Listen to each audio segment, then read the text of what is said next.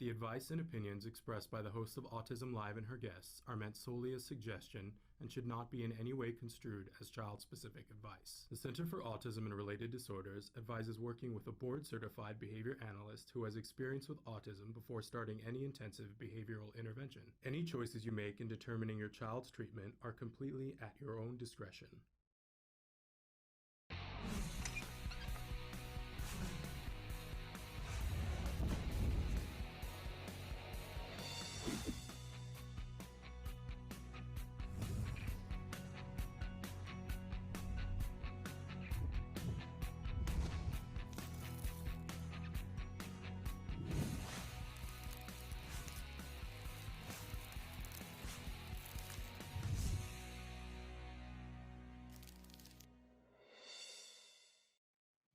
Good morning and welcome to Autism Live and to Ask Dr. Doreen. I'm Shannon Penrod and there is the fabulous and lovely Dr. Doreen Grant-Pichet. Welcome to everybody and welcome Dr. Grant-Pichet. I'm so thrilled to be here this morning, and that was the first time that we showed that opener, and of course I was cracking up at the pictures of me. But I have to say, the thing that I'm so proud of and a little bit verklempt about is it's just an exciting day here at Autism Live, because the music that you were hearing and a lot of the music that you're going to be hearing on our channel was commissioned and paid for by the artists at Spectrum Laboratories. So that music was composed by a group of individuals on the autism spectrum. How fabulous is that? And they got paid for it. So that's a really cool thing. And I really enjoyed showing that. So, but Dr. Grant-Pichet is here, and Dr. Grant-Pichet is just a fabulous person and a wonderful expert. I believe the preeminent expert in the field of autism in our time. She is here with us for the next hour and is going to be answering your questions in real time. You might be asking, okay, how can I get my question asked on the air? There are lots of different ways. If you're watching us live right now, you're watching us on YouTube, Periscope, Twitter, our homepage, or on Facebook Live.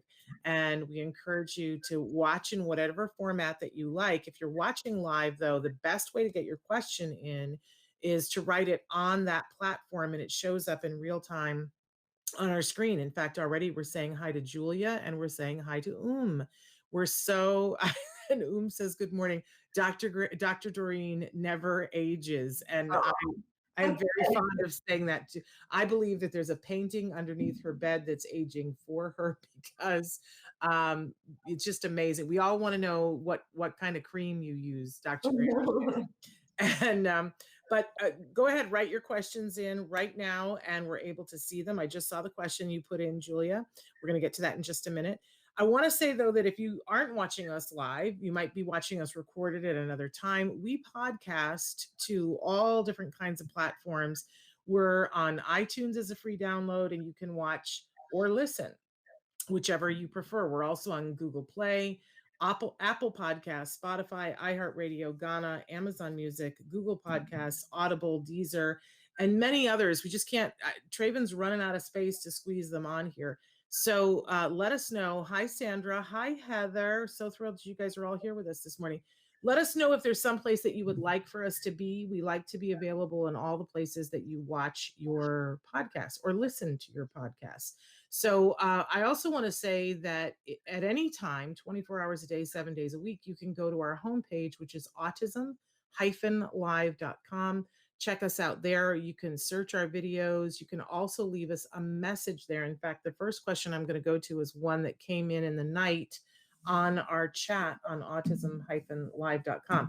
But Dr. Grant-Pichet, I've had you sit there and you've only gotten to say good morning.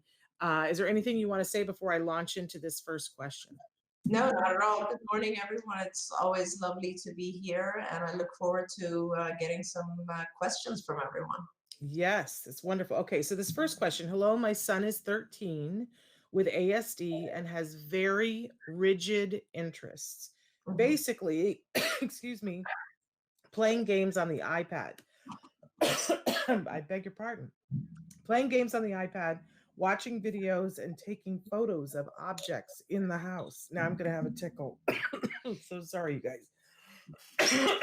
Pardon me. No problem. I want to start cutting down on his iPad time. But then what does he do? He says no to all my suggestions for hobbies. He goes online, does online school, and doesn't leave the house much at all. He seems totally fine with not doing much at all. How do I reduce screen time and motivate him to try new activities when screen time is all he likes to do? And they Okay. said, thank you for your suggestions. I'm going to mute and cough and let you go for it. Sure, sure. So I think you mentioned that he is 13. And this is kind of when it gets a little bit difficult because this is sort of the reason why it's easy to do things, much easier, let's say, to do things when the children are very young. Because once a behavior pattern kind of becomes a habit, it becomes difficult to break. But nevertheless, if you look at what he's doing, makes perfect sense, right? Because those are his reinforcers. Those are the things that he enjoys doing: videos, iPad games, photos, those are things that he likes to do, and he's engaging in things that he likes to do. Because there's no real sense of, oh, I need to do some other things that I might not like to do as much.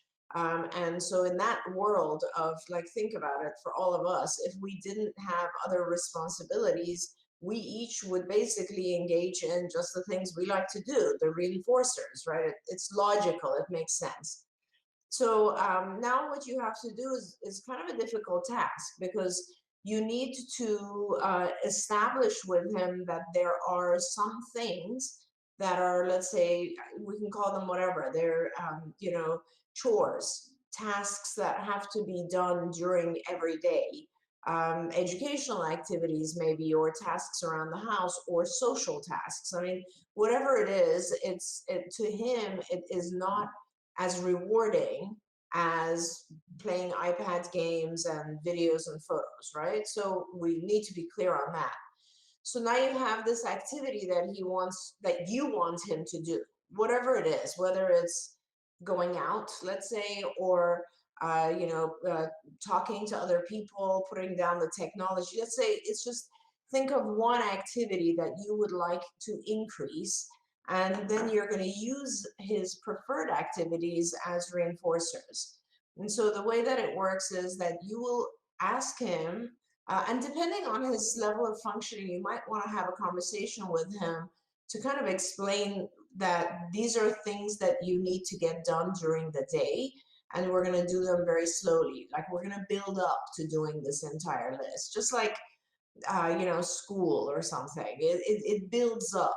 So essentially what you'll do is you'll have him do, let's say, 5 minutes of a non-preferred activity, something you want him to do, and then you'll allow him to have 30 minutes of his preferred activity, which would be the iPad or the game.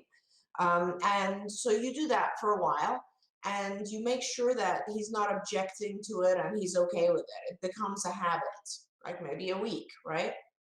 The next week, you turn that 5 minutes of non-preferred activity to 10 minutes, and you maintain the 30 minutes of the preferred activity.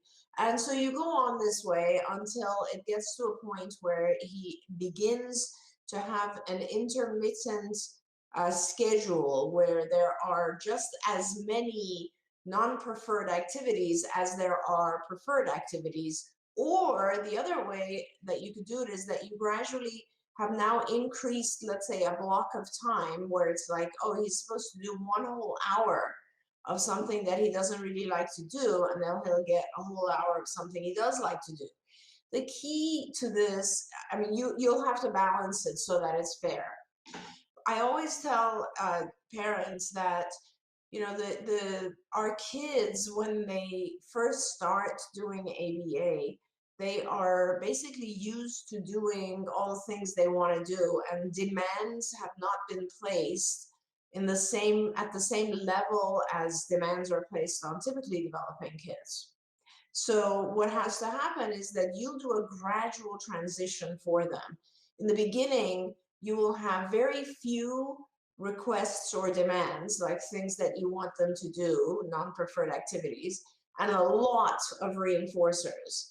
And then over time, gradually, in a way that they don't really object, in a way that it becomes a habit or a pattern or just a routine, gradually, you'll increase those requests or demands, and you'll decrease the reinforcers to become more like what we experience in regular life, right? If you think about it, when we're kids, we have a lot of reinforcers. All we do all day long is play, right? And then we have to go to school. And then it's like, okay, I'm going to go to school, but there's a lot of play as well in school because my friends are there. And then I'll come home and I'll do a little bit of homework and then I'll get to play again. But as we grow up, it becomes a lot more like, right? Like, organize your room. Now you actually have proper homework to do, and it takes hours, and you might not even have time to play anymore. And as you grow up, you realize that those things that were reinforcers get less and less and less and less, right? If we're lucky and if we are, in an environment that allows it, we will maintain some self-reinforcing activities. Like I find, Shannon, that men are a lot better at maintaining fun activities than women are. And so men will generally continue to do sports, maybe watch sports and so on. We as women might watch TV, cook, we have hobbies, right? And all of those things become rewards, and we then do all this hard stuff. We go to work, we take care of others, we do this, that, and the other thing. Then we reward ourselves with a small amount of reinforcer. That's what you need to gradually accomplish for your son, which is essentially changing his routine. Now, there's a lot of ways also you can use visual schedules. There's a lot of things like that that you could do, but the idea is that you basically will now increase his demand or his tasks very gradually and still make sure he has access to rewards. Long answer. But really important, and thank you so much for it, because I love how you take into consideration that, well, we would all want to do that. I just always appreciate your viewpoint on that. I want to say, because I didn't mention before that I'm the very proud mom of a 17-year-old that was diagnosed at the age of 2.5.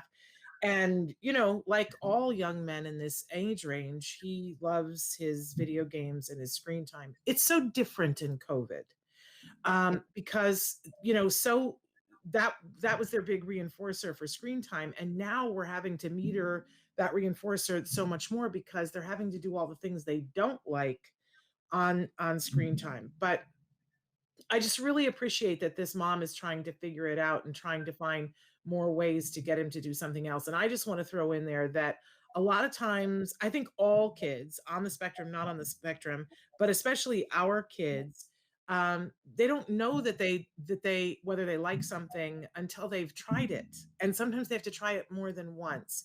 And it's very hard for me as a parent, but I learn every day about patience, that when I want to introduce him to something that he's never done before, I get pushback. And I'm trying to learn and adjust myself. Somebody said the other day about how they're learning, instead of pushing, to ride the wave. And that I'm trying to ride the wave when I'm asking him to do something, and know that he's going to give me pushback, and that's not necessarily indicative of where we're going to end up, but that I've pulled him away from something that he really wants to do. And we're going to, we're going to go for a walk, or, we're going to do some new activity. And he's going to tell me he doesn't want to do it. And I don't have to get all hysterical about that, because I want to do that. I can just go, I hear you, but we're still going to try it. And if you never want to do it again, we don't ever have to do it again, but we're going to try this thing. And I find that when I stay calm and don't get like, but you need to get off of the screen time, and don't go through all those explanations, that a lot of times not every time, but a lot of times he ends up liking the activity. So I just want to throw that out, because I know that this parent is going to try some new things, and your child may be like, I don't want to do this, or they don't say that, they'll just be crabby. crabby. And that doesn't feel good for us. We're like putting out all this effort to do the thing with them, and then they're crabby on top of it, and we go, why do I even bother? But Yeah. instead, if we ride the wave and go, yep, as expected, Mr. Krabby Pants showed up. But I know from the past that sometimes we get through this and he ends up liking the activity. So sending you hugs, because that's hard, but I applaud this parent that it's hard during COVID. We have to try to reduce the screen time whenever possible, even when it's their rewarding thing. So sending them love. Okay, we've got a parent who has written in and wants to know about how can I stop night terrors and teeth grinding? Oh, okay. Yeah. This is a really tough one. I mean, I don't think anyone has really discovered yet how to stop either one of those. Teeth grinding, unfortunately, there's no solution to it except for you should make sure that you get a brace, or I don't know what they're called, Shannon. The things that, A mouth guard. a mouth guard, right? Yeah. I can tell you that one of my kids' teeth grinds, and she's gone through 5 mouth guards, I think, because they break. But basically, that's just a habit, and it's something no one knows what causes it. There are some theories that it has to do with stress. I don't know if that's the case or not, but so let's just make sure while he's teeth grinding, the teeth don't get destroyed. In terms of night terrors, though, you can contact, UCLA has a sleep clinic where they try to find out if there is something else that's instigating the night terror. See, sometimes with our kids, it's not really a night terror in the sense that they're not suddenly woken by some scary thought, but they're woken by some physical thing that occurs, like a subclinical seizure or some activity, and then they're afraid of what just woke them up. So it would be probably pretty important for you to get a sleep EEG, which they do at UCLA Sleep Clinic, and what you do, they basically he would sleep there. I mean, you can stay there. It's a little bit tough, but they would be monitoring him during sleep. And I think they might actually also now, even, I'm not sure during COVID now, but I think they had gotten to the point where they would allow you to have the entire EEG electrodes at home. And so therefore he could sleep at home, but it's very difficult, and they'd want to make sure that they would want to monitor him throughout one night of sleep, sometimes even more than one night, to see what's going on. And I think I know it sounds super difficult. I wouldn't even know how to begin to do that right now if it was one of my kids, but talk to the UCLA Sleep Clinic, because sleep issues are very, very important. I talk to parents about sleep all the time. And if you're not getting good sleep, like, the day is lost. Like, you can't learn, you can't pay attention, you're going to have a lot more frustration, a lot more aggression, all that sort of stuff. So it's important we figure out what's going on. The caregiver just gave us some more information that this is a female child and that she holds her tummy. Oh, okay. So that, is such a common thing with our parents, unfortunately. And I don't know if it's, honestly, we did a publication, there were several publications that were done which showed that there is a higher level of gastrointestinal distress and discomfort and inflammation in individuals with autism.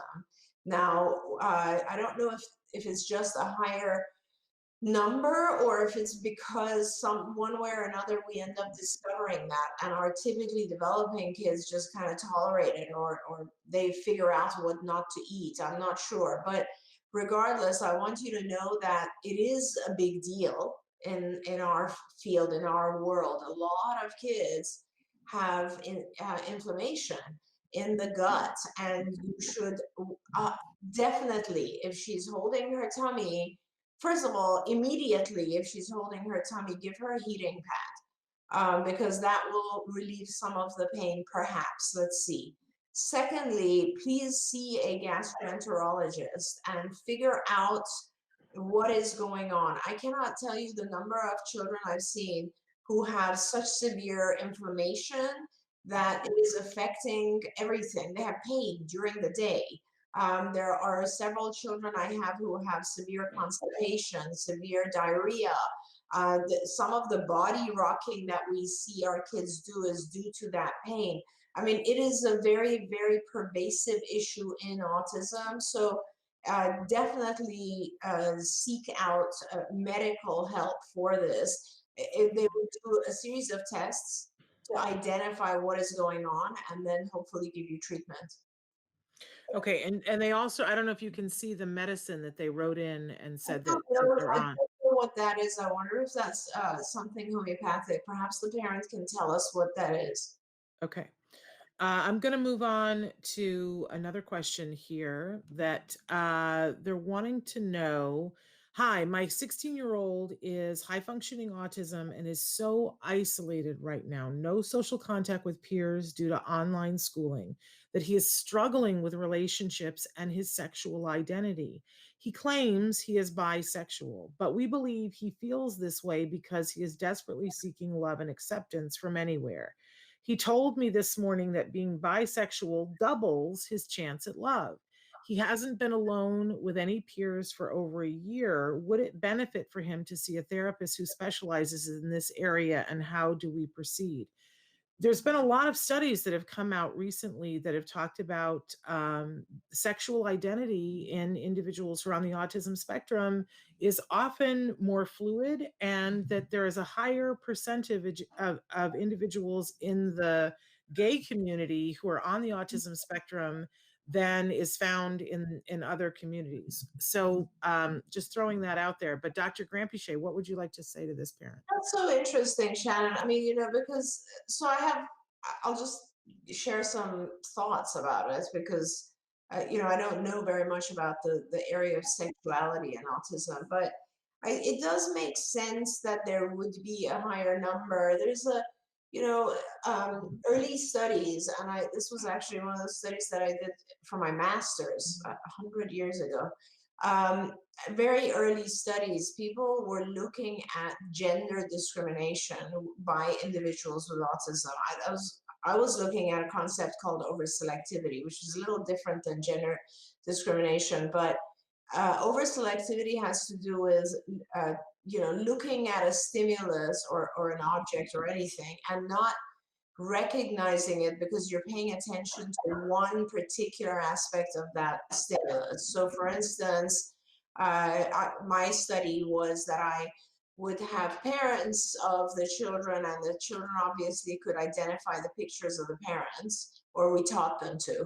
And then we would alter the picture in one way or another. Let's say take off glasses or put on a different color hair, that kind of stuff. And then the children would ultimately lose the ability to identify their parent based on that small alteration in the picture, right? So so if it was a typically developing child, you learn the face of the parent based on the face and not necessarily based on the things around it. So if the mother changes their hair color, you still recognize that as being mother. But in children with autism, it was called over selectivity because they were selecting the knowledge that this is mom based on, let's say, hair color, or based on some aspect of it, like glasses, or if you change the mouth, or some small portion of it where it still remained identifiable to others. So, those are things that take place with kids with autism. Having said that, I'm not answering the actual question. So it would, when you look at gender, male and female, how do we know someone is male or female? You look at by just looking at them, right? So how do we differentiate that? And somehow we do. Believe me, there are so many studies where they're trying to identify if someone is male or female, and we don't know. It's one of those intrinsic things. It's not obviously it's not short hair and et cetera, but somehow we do identify that. And as the world has changed, it is less and less likely that we will continue to identify gender based on facial expression or face or external.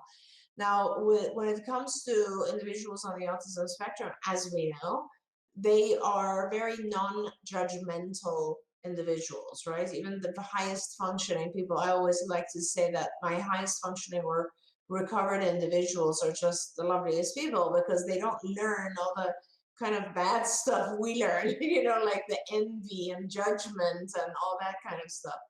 So it is possible that your child might not differentiate between male, female. It might not have any kind of, it might not hold any meaning to him. I don't know. That's absolutely possible. But I think until he figures that out, and this is so tough. I want to start by saying it's not just tough for kids on the spectrum. It's just a tough period of time for everyone. A lot of kids, a lot of teenagers are not sure about their own sexuality right now. There's a lot of reasons for it, but there's a lot of confusion about that. Now, yes, of course, it would be great if you could find a therapist who specializes in this and talk to them. I don't know anyone myself who understands ASD and sexuality. But what I do think you need to do somehow right now is to get him involved in some sort of online, even social group.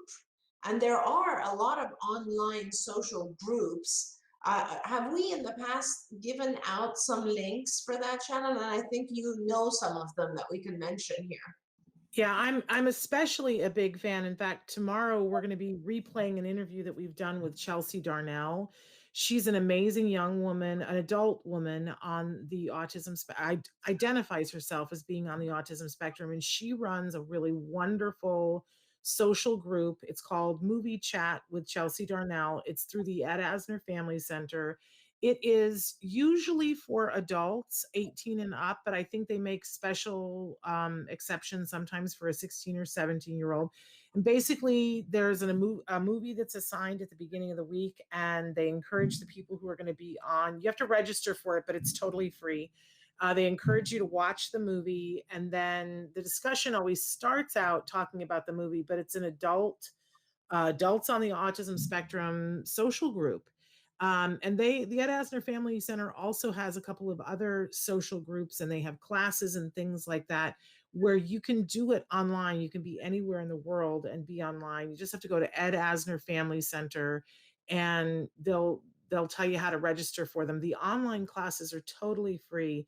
But I have to say, I think that that's the more important aspect is getting, first of all, getting him some social interaction with folks. And I, of course, have so many friends who tell the story of when I don't know whether this individual is bisexual or not. How could I possibly know? But I just want to send love to this caregiver and say that I have so many friends on the spectrum and not on the spectrum that tell the story of when they were trying to come to terms with who they were, and all they wanted was acceptance and love from the people around them. And that I think if we could fast forward 5 years into the future, and when all of that is settled, and what your child's sexuality is, and they know what their sexuality is, that where you're going to want to be is in love and acceptance of who they are. And if as much as you can apply at 16, I would think would be the most helpful thing for your child. But I understand that's not the question you were asking. So back to you, Dr. Graham. No, I mean, I just want to say, it would be interesting for me to hear the point of view of some of the parents here. Have you guys seen Love on the Spectrum? I recently was watching this series, and it touched me so deeply because it reminded me of how lonely some of our adults and teens, same thing, are, emotionally. They crave love and relationship and bonding just like we do, and intimacy and so on. And it's very, very difficult. And it just I after I saw it, I came to Shannon and I was like, oh my God, I so want to start some sort of like dating thing, or just even like social thing where I can find adults that are similar in interest and functioning level and kind of bring them together somehow. Because I think unless we do so, I don't think anything like that really exists, to be honest with you. I know that the program at UCLA Peers has some boot camps, but they don't, I'm thinking more kind of like a dating app, not necessarily a dating app itself, but like tell me about your interests and let me try to find someone who is compatible for you. And at this point, you can online chat. Because I honestly think that our kids need some help with this. They're So you're talking about an ASD Yenta, like yeah, a Yenta that's that exactly it. like that makes me so excited. Can we call it that? Can we call it yenta.com? ASDyenta.com. I love it. And I also love what this parent wrote in, and they said, thank you. That's tremendously helpful. We love him no matter what he identifies as. And I think that's the whole ball game right there. But getting more social during COVID. So ASD Yenta, and they're saying it's a really good idea. All right, we gotta get that domain purchased today. So wonderful. All right, let's now I'm all excited. I'm all at Twitter. Let's go back to some questions here. Hi, Dr. Doreen. Can you share some ideas on how to increase language, commenting, etc. during peer play? One of my kiddos is very silent during peer activity, and that makes him less popular. Thank you, Heather, for writing in that question. That's a great question. So I'll try not to go in a million circles on this, but I guess the first thing that comes to my mind is there's prerequisites that need to be in place so that peer play is successful. A lot of times we think that if we give our child a series of rote responses or rote instructions, that they'll be able to handle peer play adequately. But peer play actually depends on a lot of other skills. So I think your best bet is to honestly, I would recommend that you check out the site Skills for Autism, www.skillsforautism.com. And there, that's CARD's curriculum. That's the curriculum that I built for over many years. Now, in there, there's a section for that's called social. There's a curriculum area called social. So there's 8 different domains, and there's language and adaptive and executive functions and so on. And I think you begin with social. Oddly, or maybe it's under language, or maybe it's under both areas of the curriculum, but you're looking for social conversation. There's lessons that are called social conversation, because social conversation is a very difficult thing. It's not just language. It is the individual has to learn. I'll give you some examples of these other skills that I'm talking about. They have to be able to kind of learn things like, how do I respond when there's one child playing with me or one other person versus a group? Because group dialogue is extremely different than individual dialogue. Second is they have to learn, like, what do I do how do I read other people's body language and facial expressions? Because that is in social conversation and in play. That is how we identify if we are doing something wrong, if we're being boring, if we're off topic. It's by reading other people's expressions. How do I do that? And how do I repair it if I notice that people are walking away, if I'm losing people in the play setting, if they're preferring to play with each other as opposed to me? What are my ways to repair that? What are some conversational skills that help me introduce and get into the social setting as opposed to maintain when I'm in there, as opposed to repair when people are leaving? There's a lot to learn there. So I really recommend that you go into skills, because it would kind of be a disservice if I was just to say, well, observe his play and give him some rote sentences. You can do that, but it won't always be appropriate. And if you want him to learn actually the formula, kind of how to socialize in peer settings, then you need to teach all these other types of skills. If he's a younger child, you're looking at things like sharing, turn taking. I mean, there's so many different things that come in before you can focus on getting appropriate conversation into peer play. And of course, this is a great time for me to read what the free offerings are from Skills and IBT this week. And you're not going to believe it's like they've got a Vulcan mind meld with you. And we didn't know that this was until I opened this just now. Okay. So each week, Skills and IBT, the Institute for Behavioral Training, offer free things and they send me an email. This week, for our ABA parents and guardians, they are offering a free IBT parent e-learning course. And the topic this week that's free is parent tackling autism as a family, which I think is going to be super helpful for a lot of you. I'm going to read the whole list and then I'm going to give you the way that you get these free offerings. So for parents, it's tackling autism as a family. And keep in mind, you can, anyone can see any of these. So for the educator community, though, they're offering the free IBT educator e-learning module. Are you ready for this? Educator, the social environment. How awesome is that? And that's available. That's available to educators at no charge, but parents are always educators. So you might want to check that out. They're continuing to offer their RBT 2.0 training course. That's free for parents on a case-by-case basis. You'll have to reach out and ask specifically for it. That's over a $400 value. And they're giving that for free on a case-by-case basis. Get your pencil ready for the phone number. In addition, they will continue to offer 10% discount on all Skills products for anyone that refers to us and says that they watch Autism Live, or you say, Shannon sent me and I want the Friends and Family program. That's my little joke, but they appreciate it.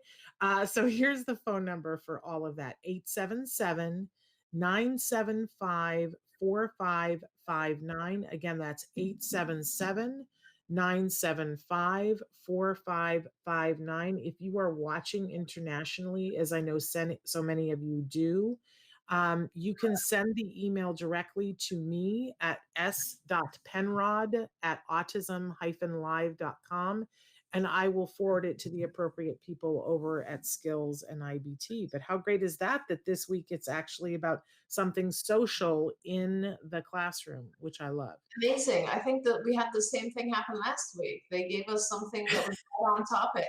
Amazing. Yeah, right on topic. Vulcan mind meld. It's so good.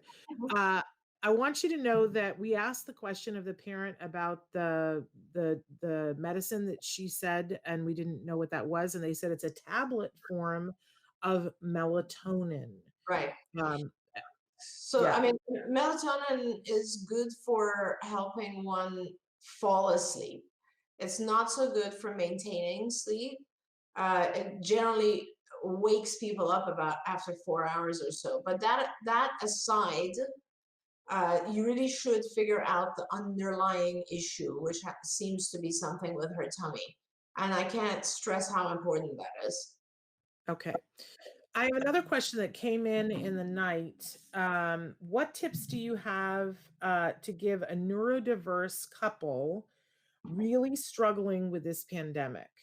My husband has autism and isn't coping well with this pandemic. He is constantly irritable and we fight constantly. Yeah. My friend, if I could answer that question, if I had a dime for every time, no.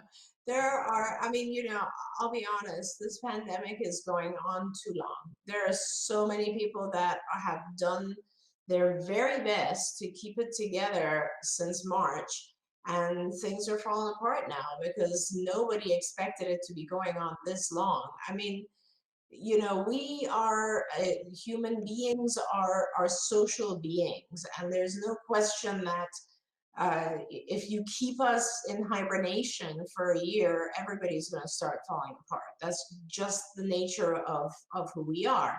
So it is very, very difficult. I guess I don't know anything at all about your husband. I would recommend that it might be helpful for the two of you to talk to a marriage family counselor and who can help give you some guidance on, if it was me, I would be asking your husband to kind of break it down in terms of what are the things that are disturbing him about the pandemic, and then to help rationalize them in some way, and then to help give some objective end to this whole thing. Because I think what we all, those of us who can handle it, I guess, or who are tolerating the pandemic, are holding on to the hope that things will get better, even though every time you turn on the news, things are getting worse. We all still hold on to the hope that they will get better. And I think, that has to be part of the solution for him, that he has some motivation or hope for the future. We do happen to have a very, very good licensed marriage family counselor who knows all about autism, and his name is Vince Redmond. And Shannon, if you email Shannon directly, I'm sure Shannon can connect you. Vince has been with me at CARD for over, I would say, almost, 25 years or so. So he is extremely experienced in behavior analysis and ABA, and he knows a lot about autism, and he is an LMFT. Somebody just wrote in and said that there is an app for those with ASD to make friends, called with others. You can make friends with people around the world. It's called Making Authentic Friendships, or MAF, MAF, excuse me. It was featured on the Today Show in March 2020. It's to help people with special needs to connect. So what a wonderful resource for people to check out and see if they can. I don't know it, so I have no idea, but check it out and see what it is, and see if that's something that will help you. I still like the idea of a someone who's a matchmaker for people on the with ASD. I'm still loving this. I think I said Yeti, but I think it's Yenta. Yenta, you said Yenta. Oh, I said Yenta. Okay. Yeah. Okay. And they want to know, Shannon, does the educator e-learning provide CEUs? I know that you can get CEUs on IBT, but I don't know if that particular one provides CEUs. But if you call that number, they will tell you. And I have to say, they can get CEUs. Yeah. I'm not sure if it has happened recently, but up to the point when I was running everything, including IBT, we were trying to get on the teachers commission. You have to be a provider of continuing education for teachers. I don't know if we ever accomplished that, but please feel free to call IBT, Institute for Behavioral Training, ibehavioraltraining.com, and ask them. Wonderful, wonderful. Okay, so we have this question, and I'm not even sure that I understand the question. And I'm not sure that if this is outside your experience, Dr. Granpeesheh, but William would like to know, can people with ASD recognize radio signal patterns that a neurotypical person could not? For example, an example would be fast radio bursts that the SETI Institute are studying. And I looked up the SETI Institute. That is the Search for Extraterrestrial Institute. So I don't know anything about that, and I don't know if you do either. I do not know anything about that at all. I do know that there are select individuals on the autism spectrum who have exceptional pattern recognition skills. I do know that. So I have known and treated a couple of those individuals, and their pattern recognition skills are beyond anything we can measure even. So pattern recognition, for those who don't know what that is, for instance, if I tell you to complete the pattern and I say 2, 4, 6, you'll know that it continues into 8, 10, 12, so on, right? And that's a pattern. And so you, based on the first few things that I tell you, you recognize a pattern and then you can extrapolate. And so that's a very simple example of it. But pattern recognition then becomes very complicated, and it goes into machine learning and things that are happening to you and I every day, for instance, which is if you know, look up on Google for a piece of furniture, from there on, you will continue to receive things that are similar to that in your feed because they've recognized that you have a pattern. You generally look at these things. So one of my prior children or clients actually does pattern recognition now for the government and looks at anti-terrorism types of patterns. So I know that there are individuals who have excellent skills in that area. I don't know anything about the work that's being done in SETI, and I actually think if you asked me, I would say it's very few people, very few people.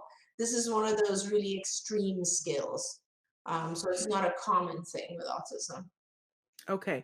Now we've had a lot of questions come in lately, and they're in two different categories. One where there are parents who they really don't like the label of autism. They feel like maybe their child is just behind on some skills, and they really don't. They're loath to take them to a specialist and get the diagnosis because they feel that if they get that diagnosis, it's for life and that there's no moving past it. And on the flip side of it, Dr. Grampiche, we have a bunch of adults who are, for the first time in their lives, hearing about autism, and they're hearing about it in some very mainstream ways. I know you and I've had conversations about, I love me some Amy Schumer, and watching her go through the process with her husband, of her husband getting diagnosed, and how warm and luscious and fabulous Amy Schumer has made that for so many people, has caused a lot of people to start to look at it and start to say, look, I think that's me because I have trouble with this and I have trouble with this.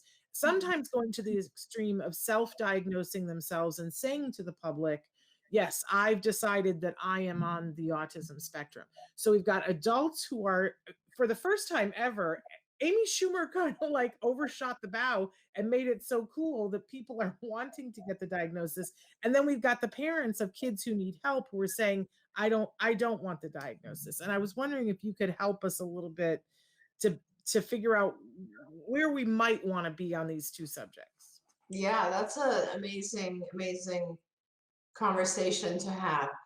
So, you know, I've traditionally, Shannon, I've always said to parents, because I have, unfortunately, for the past 30 years or so, also been a diagnostician, right? So one of my jobs is still that I diagnose. And I often now am kind of the second or third opinion. So it's sort of like people will come to me when they're confused about this issue. And I can tell you that, so there's a lot of, you know, diagnosing someone is not a fun activity, obviously, because it's a very painful experience for most parents. It evokes a lot of fear and confusion and apprehension about the future. And I always tell parents who find it very difficult that this is not by any means something to be afraid of. It's just it's a name that helps you in a number of different ways. It helps you gain services that are appropriate. After all, if I was to diagnose the child with something completely different, like or similar even, like what if I said the child has, you know, obsessive compulsive disorder, social anxiety disorder, and you know, I don't know, some other small thing, and the treatments that you would seek out would be different. You'd go after, you know, maybe psychotherapy or cognitive behavioral therapy or whatever. You would not be seeking out ABA, which is super effective when you're on the spectrum. So I would say that it is a useful label in the sense that it allows you to gain access, or it directs you to the right treatment, right? If someone says, oh, I have a headache, and you now have a name for it, you know that the treatment is, well, take Tylenol or Advil or something, right? You know the treatment. So that's a useful thing, because not having a name, you're kind of confused what you have to do next. The other thing is having that name or label allows you to access funding. So that's a very big deal. So it's important to have that label in order to access funding. So those are the positives about having that label. When you have the label, in order to prevent the fear or reduce the fear of the future, what I suggest is, now you've used the label, you've gotten your funding, and you know you're supposed to get ABA. Now put it aside. Don't even fuss on it, or remember. Don't let it overwhelm your life. Let's just look at symptoms. Okay, let's look at what are the issues. And as I presented before, a lot of times, all you want to do is you want to look at your child and establish through assessments what are the strengths and what are the areas of weakness. And when I say weakness, they're not even weakness, it's areas that are different than the norm. Because truthfully, you want to help your child reach the norm as much as possible so that they can fit into society, benefit from society in the same way as others do, right? So what are the things my child is super good at, and what are the things that they're not so good at? Just like we do with our typically developing kids who have, let's say, problems with math. You don't just ignore it and say, well, my child's going to want to have problems with math forever and good for him. You get a tutor, right? And that's what ABA is. It's like, let's find a tutor for the child who can help him catch up with language, peer play, social aspects of life. Maybe this tutor can also help my child not tantrum or be aggressive when and use their words instead. That's what ABA does. So you just look at the symptoms, you identify those behaviors that need to change and work towards it, and you'll see great improvement. So that's kind of for the folks who don't want the diagnosis. That's how I feel like you should really move past that obstacle, because there's a journey ahead, and until you move past that obstacle, you're holding your child back. Okay, so that's that. For those who nowadays want to have the diagnosis, well, some people, honestly, Shannon, sometimes I get parents who come to me and actually do qualify. And it is an aha moment for them. And it is important for us to acknowledge that they've gone through life with this. This is like so many children who have dyslexia, and it takes years and years before we figure out, oh my God, this child has dyslexia. That's why they're having a hard time academically. Same thing with some of the folks who come and actually do, in one way or another, have very high functioning autism, which used to be called Asperger's. And basically they have somehow managed their way through life. It is helpful for them to get the diagnosis and to find the right treatments, which, if you are extremely high functioning and have managed through life so far as an adult, then you probably are very high functioning. And then you should actually access something like cognitive behavior therapy, which would be helpful for you.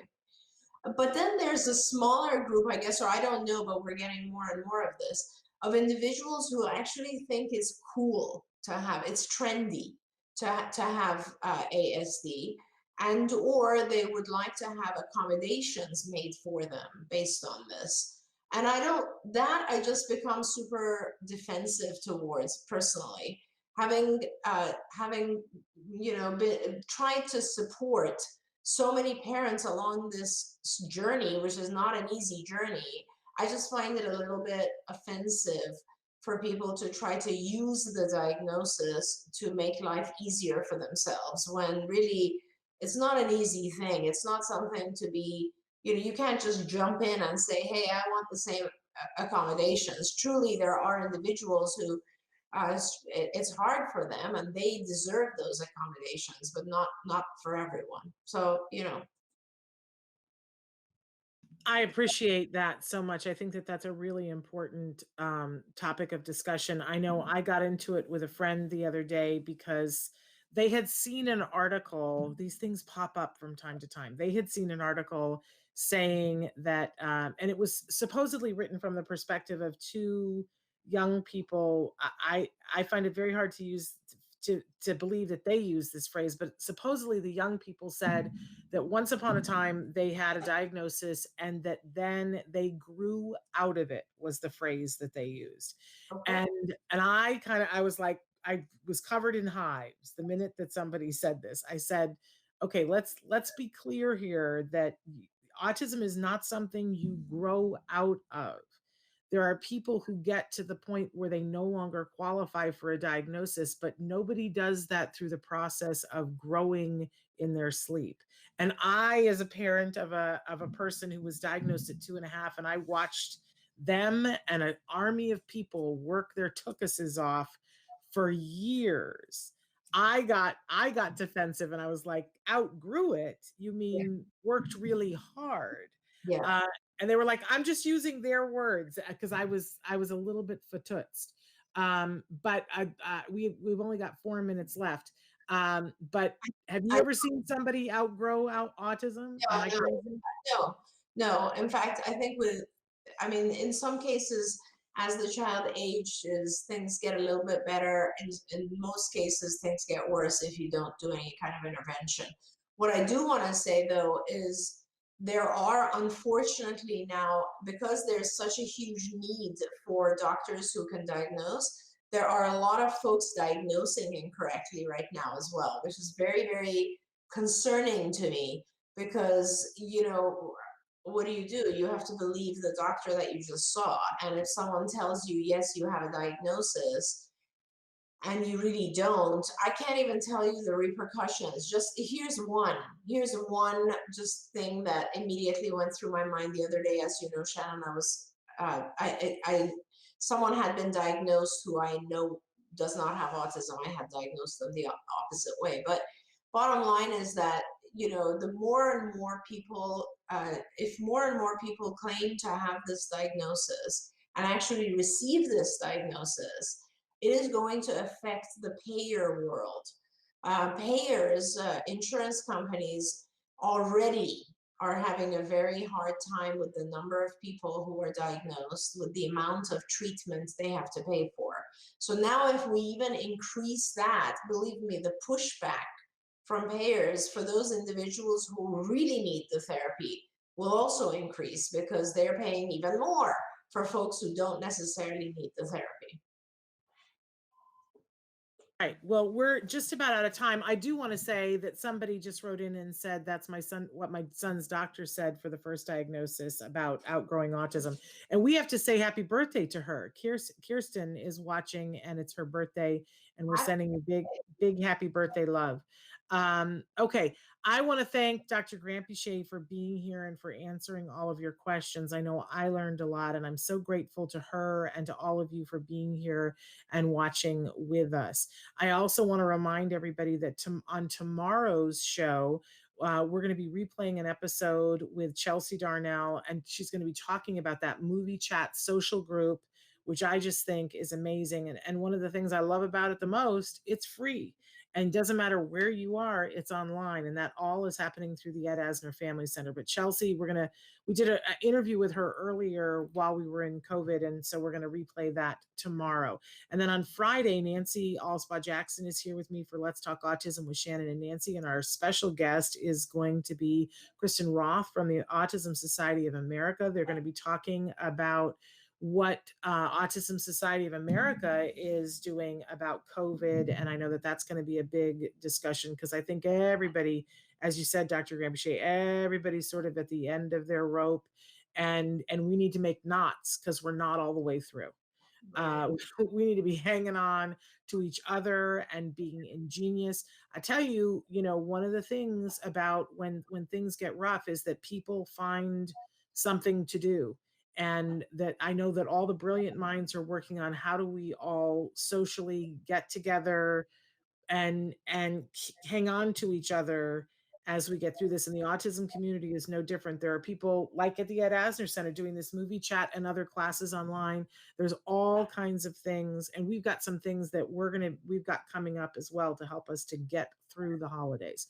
So Dr. Grampy-Shea, we love and adore you, and thank you so much for taking the time to do all the things that you do, and especially for being here with us. Thank you so much. So much. Bye-bye, everyone. We'll be back tomorrow. Until then, give your kiddos a hug from me and one for you too. Bye-bye for now.